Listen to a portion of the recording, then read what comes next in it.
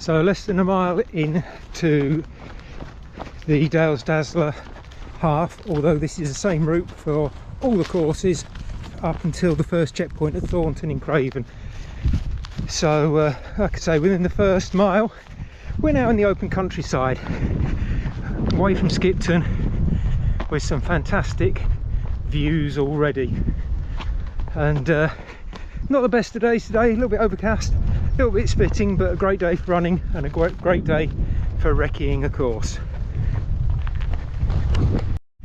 First little point of note, as you come along here, it looks like you could go straight down there, but you're going over these little steps and into this field here. There we go, down the steps and round and across the field.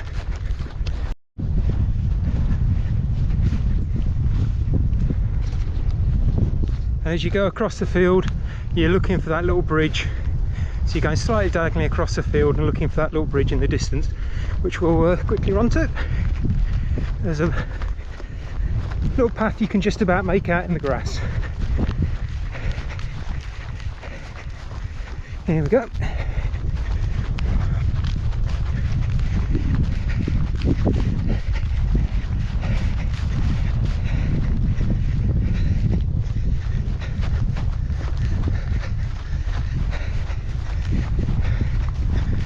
And a lovely view of the river, which we are just about to cross. There we go. With a bird flying along. There we go. No taking an early bath. Right.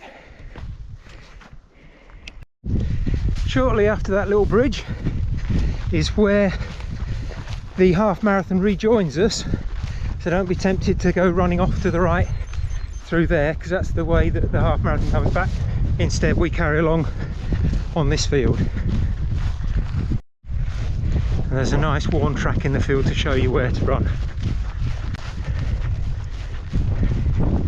And again, if you look around, see Skipton Moor over to your left, and you've got wonderful scenery all around already.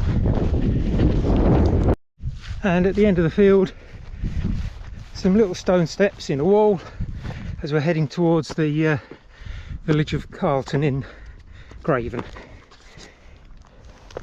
And we've got some company with some nice cows with us today.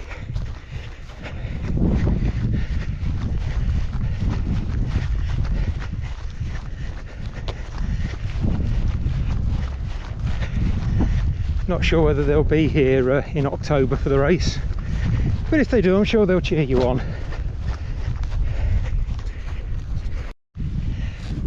All I can say is they're very friendly, aren't they? Morning! Having some nice breakfast.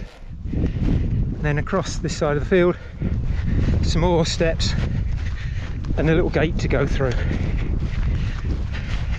before we go up into the village, past the church.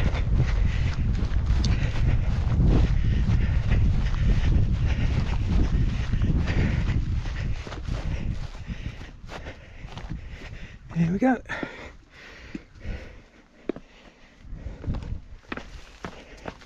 Interesting gate.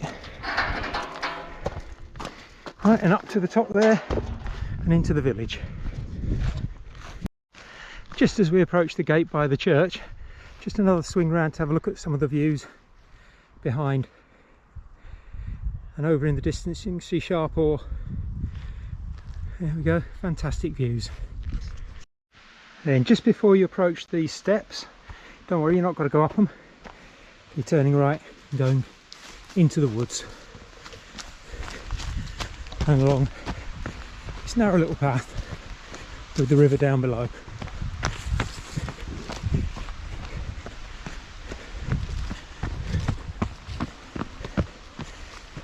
Nice little uneven path with lots of roots on, so be careful. That's why I always recommend wearing light trail shoes, just in case it's slippy on the day. So you've got a little bit of grip. You don't need anything too severe or harsh on this route. When you're in Carlton, you're looking for the public footpath just before the pharmacy, and then head down this little footpath with a little river stream by it and down here. Then at the end of that woodland path you turn left and go down this track.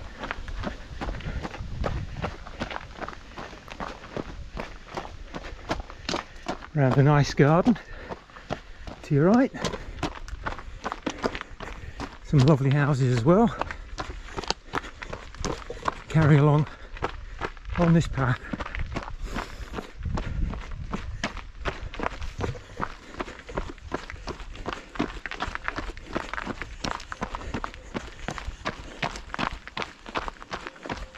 And carry on down the track. After you've come across several fields, you come into a field with some woods on your right. Make sure you keep to the little track off to the right. At the moment there's some farm tracks going off to the left, ignore them. You're on this little footpath here under the trees with a nice big drop down to the river below, so ignore the drop, but come along here and stick right close to the side, because we're going off in a minute and it's easy to miss it if you don't come along this path.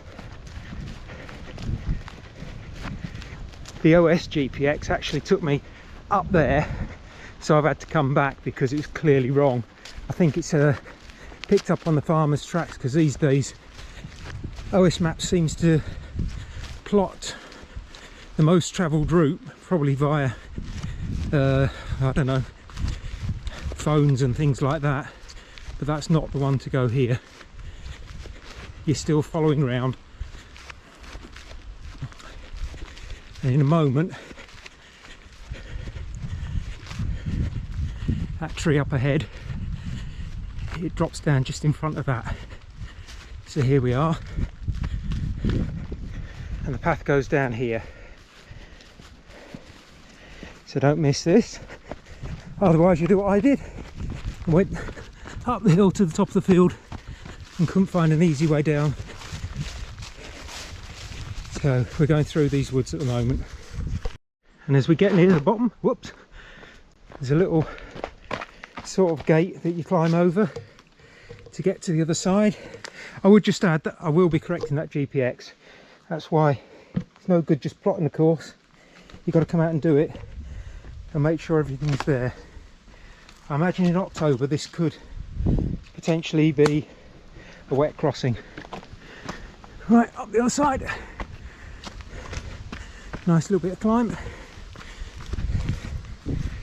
So that's why I advise to wear light trail shoes and not road shoes. If you're trying to come up that little section there that I've just come up, it's quite steep with a steep camber, and even with light trail shoes I was slipping just a little bit. Anyway, there we go, we're now at the top as it opens out, but we want to be heading off to the left now, and just keeping the trees and the bank to the left. Instead of, I know it's said of my courses, if there's two options, take the uphill one, and that's true on this occasion. Looking back down, we're going up a hill again. For the half marathon, all the climbs are loaded in the first half. You've got quite a bit to do, and then when you drop down from Pin or Beacon, it's once you get down to the bottom, it's fairly flat all the way back to the start, or should I say finish. So as we go through this little broken wall, the footpath goes diagonally off to the right over this field, so we're leaving those trees behind and we're heading for those over in the distance.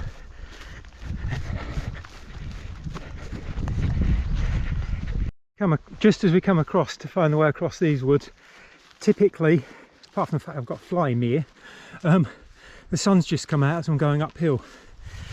That always happens to me everywhere I go. As soon as I go uphill, the sun comes out. There you go. So if you ever want sunshine for your barbecue, invite me around. Should be dropping down now, I can see an arrow. Obviously on the day we'll mark the course with tape and flags, but they can always get moved, sadly. some people are idiots. They think they're having a laugh, and instead they're just confusing people and potentially dangerously getting somebody lost if they end up going miles the wrong way. But if you've got your GPX file, it'll be absolutely spot on, because that's what we pride ourselves on, and that's why we check out all the routes to make sure that the maps are accurate. Now, how do I get out of here?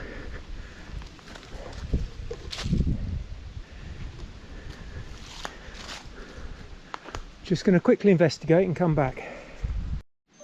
And it took me all of 2 seconds. It was hiding over there. I can see the little yellow marker. So I just got to cross this water. There we go. Even in a drought, there's a bit of water in this little stream. So oh, there you go. Slipped, but held me ground. And there you go. Through and up the hill. I'm enjoying this course. It's nice, and there's some nice little technical sections, but also beautiful parts of nature. So up we go.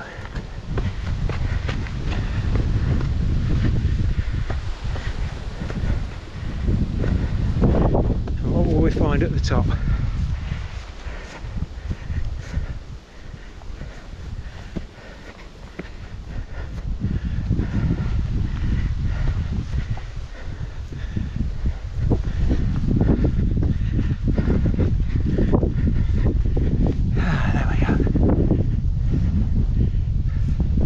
Started to rain again, typical.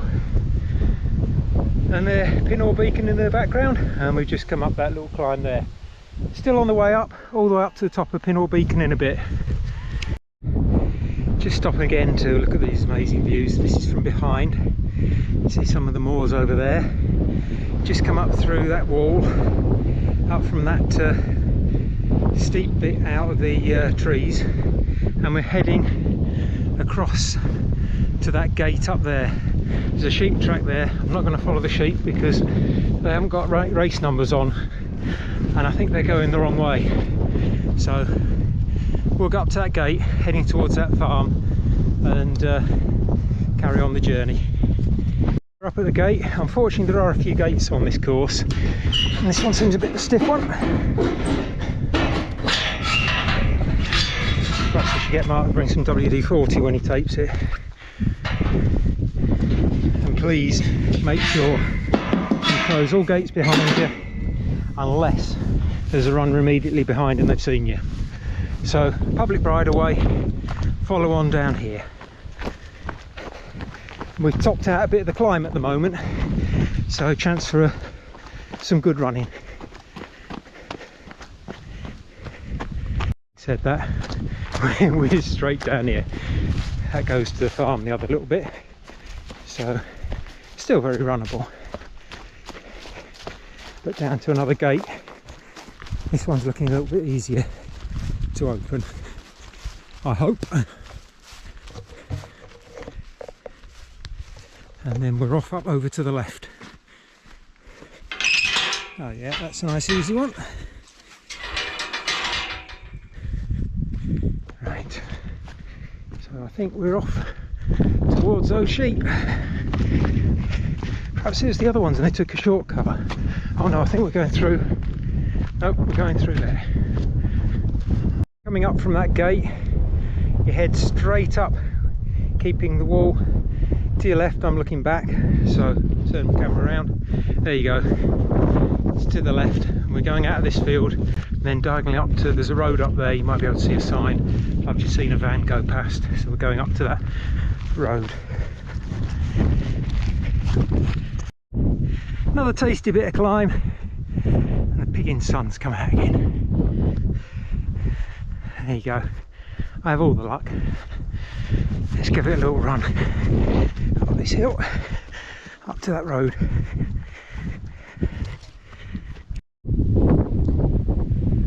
So if that wasn't worth the climb, I don't know what is. Beautiful moors over there, so peaceful and quiet, an absolutely stunning view all around. Really rewarding.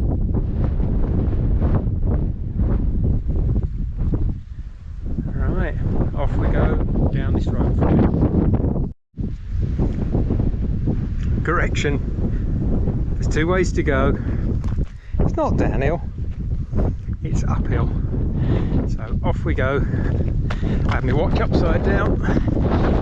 Schoolboy error. Fortunately, I only went 2 paces and realised. So off we go again. Running up this hill. A good name for a song, that, running up this hill. Anyway, told you the first half was hilly. Can't wait for the downhill bits. Well, my knees can.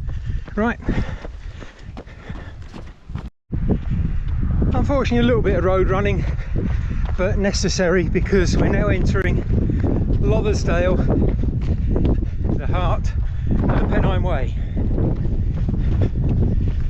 Oh, we've got a downhill bit. What went wrong?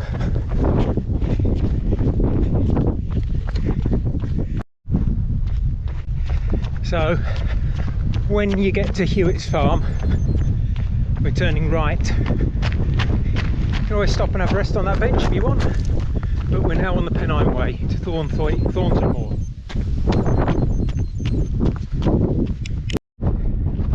So we're just climbing up Pinore Beacon now, and you can see A, how stunning it is. I know I keep saying that, but it is.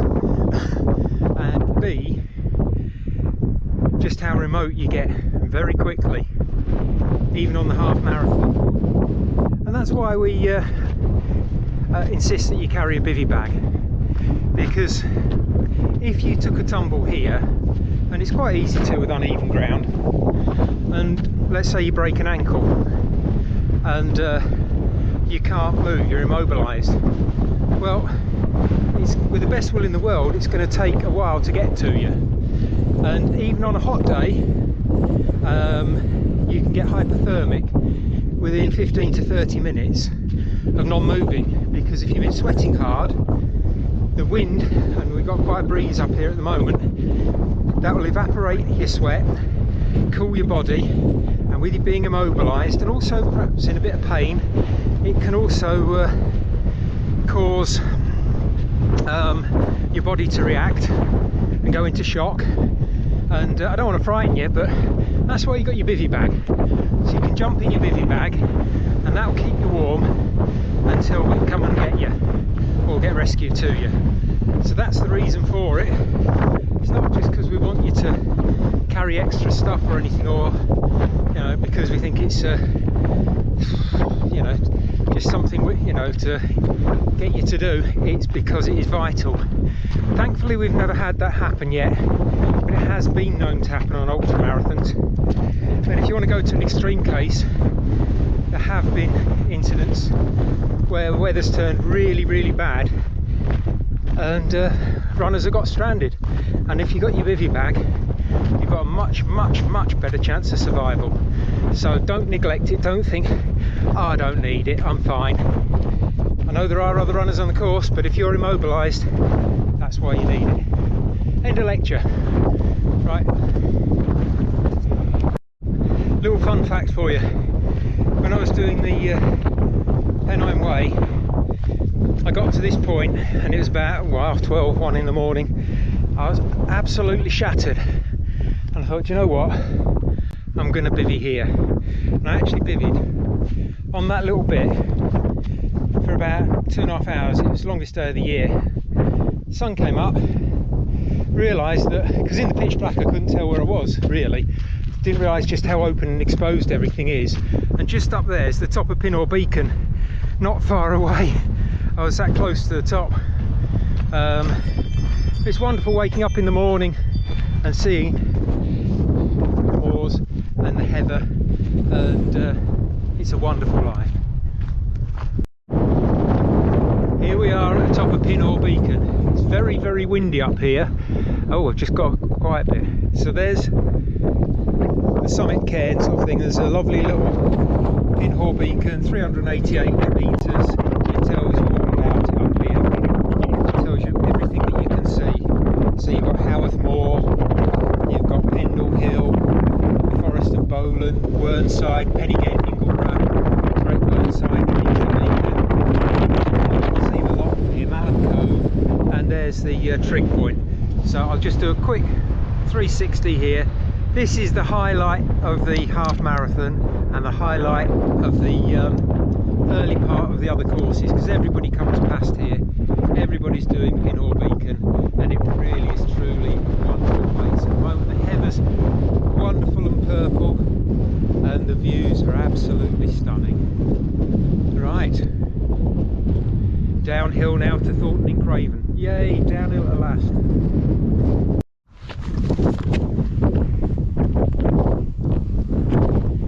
That sums me up. Clogger Lane.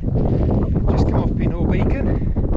We're continuing our descent down into Thornton. A little bit more road running, and then we're going to be back off the road and running along across some moorland, and then through some fields, through a farm, and then we'll be at the checkpoint.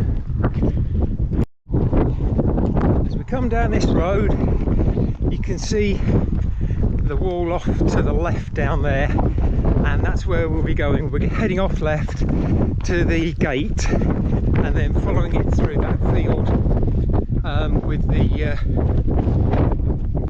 boundary to the right. Just trying to think if it's a wall or a fence. Anyway, we're off down there. Just come through this weird little gate down on that same road, on that same track, over the stone stile. And we're going down here keeping to the right, and eventually there'll be a little bridge that crosses into a field, and we go across that bridge, so just look out for that. Everything through here is from Pin or Beacon is directed on the Pennine Way, so just watch out for those signs as well as ours. Okay.